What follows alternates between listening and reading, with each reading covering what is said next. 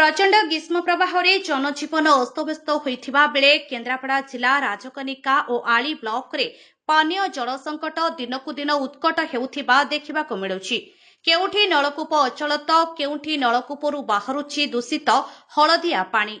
वसुधा योजना रे कोटी कोटी टंकारे तैयारी होइथिबा प्रकल्प हेले ग्रामकू पाइपलाइन संजोग होई पारिनि तो केउठी प्रकल्प अछि अचल होई पड़िछि।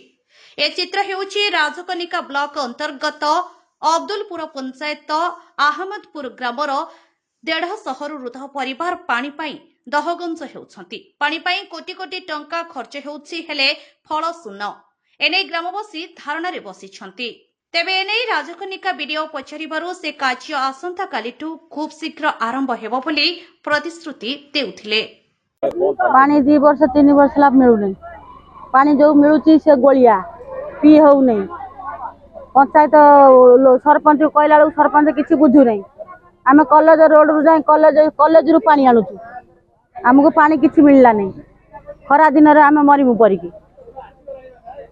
हमर पानी नहीं नई पोखरी नहीं कि नई नहीं किछि नहीं से गोटे टिबल सरपंच को जणे सरपंच कहला पंचायत थरो किछि करू तुम ब्लॉक थरो को जाओ।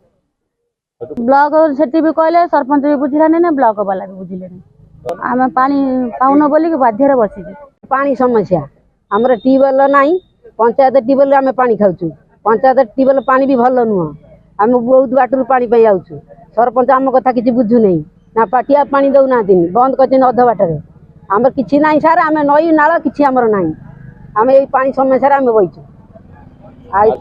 आज पानी ना जहाँ ट्यूबवेल जाऊँ आमको दौना नई की जाऊँ नई पानी ना पोखरी सुखी जाइए आम कौन करमु। आम से नहीं आंदोलन में बहीचु।